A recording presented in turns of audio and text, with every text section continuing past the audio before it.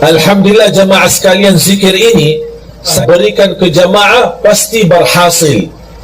Yang punya hutang, inginan dapat jodoh, apapun hajat kita, sebutin hajat. Assalamualaikum warahmatullahi wabarakatuh. Selamat berjumpa lagi di media amalan. Kali ini kita akan mendengarkan bersama-sama ceramah dari Syekh Ali Jaber tentang amalan kedahsyatan dan keutamaan dzikir hasbunallah wa ni'mal wakil. Langsung saja, mari kita simak bersama-sama video berikut ini. Di salah satu zikir yang sangat dahsyat, hasbunallah wa ni'mal wakil. Ini tolong Bapak Ibu amalkan. Yang punya hutang silahkan amalkan. Dengan niat, ya Allah, saya punya hutang belum mampu lunaskan. Hasbunallah wa ni'mal wakil. Hasbunallah wa ni'mal wakil. Hasbunallah. Terus, ya Allah, saya berkeinginan dapat jodoh yang insya Allah salihah yang mampu memimpin saya. Hasbunallah wa ni'mal wakil. Hasbunallah. Terus, ya Allah, saya punya hutang belum lunas. Ya Allah, ibu saya sakit. Apapun hajat kita, sebutin hajatnya dan silahkan wakili Allah yang urus. Karena hasbunallah wa ni'mal wakil, cukup bagi aku Allah sebaik-baik yang diwakili. Berapa? Bebas. 100, 200, 1000 bebas. Alhamdulillah jamaah sekalian, zikir ini saya tidak pernah berikan ke jamaah pasti berhasil. Semua hajat orang berhasil.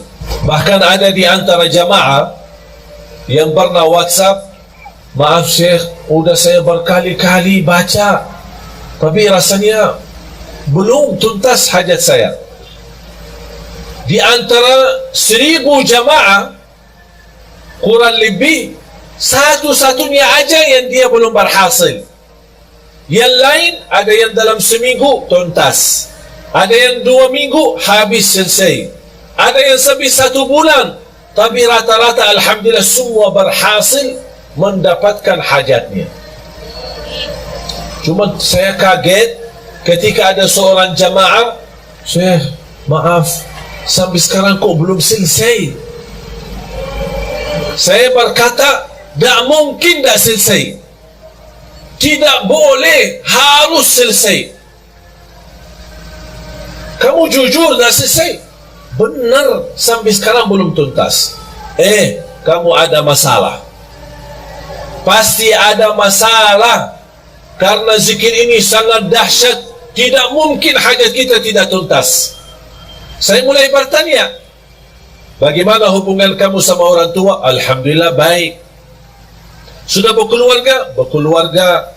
Sama istri, sama anak? Alhamdulillah lancar. Suka puasa? Alhamdulillah suka puasa, malah dia puasa Nabi Daud. Apa yang masalahnya kok sampai sekarang belum tuntas hajatnya? Saya bilang, maaf Pak, pasti ada sesuatu. Coba cek lagi. Langsung dia berkata, maaf Syekh, saya hampir sering, berkali-kali terjadi itu. Apa? Ketiduran salat subuh. Oh, di situ masalahnya. Kuda tuntas hajatnya. Apa guna zikir kalau tidak salat? Betul nggak? Tak ada zikir, mau dia tariqat, mau dia hakikat, mau dia ma'rifat, tak ada zikir tanpa salat. Semua amalan kita sia-sia kalau tidak salat. Haji setiap tahun tidak salat, sia-sia, tidak ada satupun diterima. Umrah setiap bulan, sia-sia kalau tidak salat. Salat itu tiang agama, jatuh salat, jatuh agama. Walaupun saya merasa beban dan berat untuk tinggalin HP, tapi tidak apa-apa. Kita karena Allah dan untuk merubah diri lebih baik, apalagi kalau kita sedang puasa. Syekh, ada nggak amalan lain? Tapi jangan tinggalin HP. Berat. Tapi mengapa saya nawarkan kepada Bapak Ibu amalan ini? Karena apa yang telah saya nikmati dan rasakan, saya ingin Bapak Ibu juga nikmati dan rasakan. Saya tidak mau cerita, tapi biar Bapak Ibu sendiri yang mengalaminya, biar Bapak Ibu sendiri yang merasakannya. Tolong, kalau boleh saya memohon, boleh nggak saya mohon? Boleh ya? Saya mohon dengan hormat, saya mohon dengan rasa cinta saya kepada Bapak Ibu, tolong mulai hari Senin off HP-nya, dikuburkan sementara. InsyaAllah nanti pas habis maghrib hari Kamis baru boleh aktif. Kalau bisa ini, saya tidak minta seumur hidupnya begitu, tidak. Sekali-kali boleh. Kalau bisa setiap bulan ada 3 hari kita jauh dari HP. Wallahi Bapak Ibu nikmat. Karena mohon maaf, gara-gara HP itu membuat kita banyak stres. Kita aja menjaga diri dari dosa, mau tidak mau terlanjur dosa gara-gara HP. Komunikasi, ada kata-kata, ada foto, ada gambar, ada video, macam-macam. Apalagi dalam kondisi sekarang. Sekarang HP aplikasinya bisa Twitter, bisa Facebook, bisa WhatsApp, bisa BB, bisa semua. Semua syaitan ada di HP. Berapa syaitan? Bahagia seorang yang bisa menjadikan HP itu salah satu yang bisa digunakan amal saleh, mendekatkan diri kepada Allah melalui HP. Bisa menjawab jamaah, pertanyaan, bisa melayani jamaah, bisa menyampaikan hikmah, nasihat. Siap Bapak Ibu? Hasbunallah wa ni'mal wakil. Khususnya pemuda-pemuda ini. Nampaknya berat ini. Mau 1 jam aja jauh dari HP. Yang aku heran, saking kita asik sama HP, pas sudah habis baterai sambil dicas masih megang HP. Mau tidur, yang terakhir kita bertemu sama HP. Begitu melek mata bangun, yang pertama dilihat HP. Astaghfirullahalazim. Mohon maaf, menurut saya itu keterlaluan, berlebih-lebihan. Itu kita tidak sadar. Tapi silahkan Bapak Ibu, silahkan coba. Apalagi saya hari ini, kalau saya mau komunikasi sama istri, ada perlu, ada apa, pakai HP yang pendamping saya. Ada orang pendamping saya pakai HP-nya. Sini udah gimana? Ini nanti saya pulang ya. Selesai. Dah pakai HP saya lagi. Bertahan hanya 3 hari. Memang mohon maaf, urusan HP banyak kita urus. Ada urusan keluarga, ada urusan kerjaan. Saya maklum. Tapi yang saya ingin, Anda harus bisa melatih diri untuk walaupun sementara. Kalau tidak bisa selama 3 hari, coba kira-kira bisa nggak 2 jam, 3 jam berhari jauh dari HP. Tapi diganti dengan hal yang lebih baik. Apa? Tasbih, zikir, istighfar, salawat kepada Nabi Muhammad SAW, baca Al-Quran. Baca Al-Quran. Dan salah satu amalan yang saya sampaikan itu, selain yang saya tadi sampaikan, adalah baca suratul Baqarah.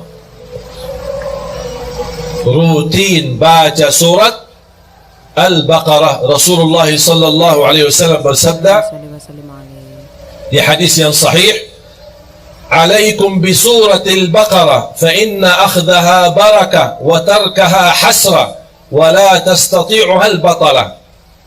Rasulullah bersabda kepada kita semua sebagai umatnya, berbanyak baca suratul Baqarah. Karena sungguh barang siapa yang membaca suratul Baqarah, dia dapat diberikan oleh Allah keberkahan, dijauhkan oleh Allah dari godaan, termasuk godaan jin, syaitan maupun kejahatan sihir. Itu semua melalui suratul Baqarah. Ada yang bertanya, maaf Syekh, suratul Baqarah panjang, 286 ayat, apakah harus dalam sehari kita habiskan? Tidak harus setiap hari, sesuai kemampuan. Hari ini berapa, besok lanjut, besok lanjut, besok lanjut sampai selesai. Begitu selesai, ulang lagi suratul Baqarah. Yang belum bisa tuntas baca dengan benar atau belum begitu fasih atau berbata-bata, boleh sambil baca dengar dari CD murattal, CD murattal atau dari HP yang simpan isinya Al-Quran, yang bisa disetel, bisa dengar, ya sambil baca dengar suratul Baqarah. Ini termasuk salah satu amalan yang amat dahsyat. Subhanallah, ibu saya setiap hari rutin baca suratul Baqarah. Setiap hari. Sudah berapa lama? Hampir 20 tahun. Dah pernah tinggalkan suratul Baqarah. Kalau tidak sempat di rumah, dia baca di mobil. Bahkan kemarin dia temani saya di Jordan, sambil kita jalan lagi syuting acara kultum yang insyaAllah nanti ditayangkan di bulan suci Ramadan. Mohon doanya nanti di RCTI. Sambil saya jalan-jalan sama ibu sendiri sambil megang HP baca suratul Baqarah. Setiap hari dia sudah komitmen selesai suratul Baqarah setiap hari sekali. Saya tidak minta bapak ibu setiap hari sekali, sesuai kemampuan. Setelah juz boleh, kalau bisa 1 juz boleh, kalau tidak bisa 1 juz hanya berapa halaman, tak apa-apa. Halaman ini besok lanjut sampai selesai. Begitu selesai ulang lagi. Karena suratul Baqarah luar biasa dahsyat. Bukan hanya untuk keberkahan, bahkan untuk penyembuhan dari penyakit. Ada yang merasa gelisah, susah hati, susah fikiran, susah rezeki, merasa tidak nyaman, baca suratul Baqarah rutin. Karena keberkahannya luar biasa. Jamaah sekalian dimuliakan Allah Subhanahu wa taala. Zikir dan baca Al-Quran memang itu sebenarnya menjadi salah satu ibadah yang hampir sangat jarang kita laksanakan. Apalagi yang saya minta memberikan amalan ini, kenapa? Karena kita mempersiapkan diri, tidak lama lagi kita menyambut sama-sama bulan suci Ramadan. Bapak Ibu, kalau Anda bisa terlatih untuk tinggalin HP, insya Allah begitu Anda menyambut bulan Ramadan, insya Allah Anda mampu tinggalkan HP-nya selama Ramadan. Dan itu bukan sesuatu yang susah, sangat mudah, tapi kembali kepada diri kita. Inna Allah la yughayyiru ma biqawmin hatta yughayyiru ma bi anfusihim. Allah tidak akan merubah satu kaum, tidak merubah nasib satu kaum, tidak merubah kebahagiaan satu kaum, kecuali mereka merubah diri sendiri. Komitmen Bapak Ibu sudah niat, yakin, insya Allah siap. Dan saya harap semua jemaah sekalian memiliki perasaan yang sama. Nikmati hidupmu hari ini, jangan fikirkan hari besok, karena belum tentu hidup sampai besok. Kalau kita hidup besok, alhamdulillah, semangat lagi, terus berjuang di dunia, cari nafkah yang halal, bahagiakan orang tua, bahagiakan keluarga, beribadah semaksimalnya. salat 5 waktu, baca Al-Quran, bersedekah, dan seterusnya amal-amal saleh lainnya. Saya doakan mudah-mudahan Bapak Ibu semua husnul khatimah. Husnul khatimah. Husnul khatimah. Dianugerahkan taufiknya Allah agar kita menjadi hamba yang saleh salihah untuk hari hidup kita, hari kebahagiaan kita, hari bisa istiqamah dalam taat kepada Allah. Bukan kita memohon panjang umur begitu saja, tapi kita memohon panjang umur dalam taat kepadamu ya Allah. Itulah umur yang bermakna. Tapi kalau umur tanpa taat, itu umur yang sia-sia. Mari kita sama-sama berdoa. Demikian pembahasan kita kali ini tentang amalan, kedahsyatan dan keutamaan zikir hasbunallah wa ni'mal wakil. Semoga kita semua bisa istiqomah mengamalkannya. Amin, amin, ya rabbal alamin. Wassalamualaikum warahmatullahi wabarakatuh.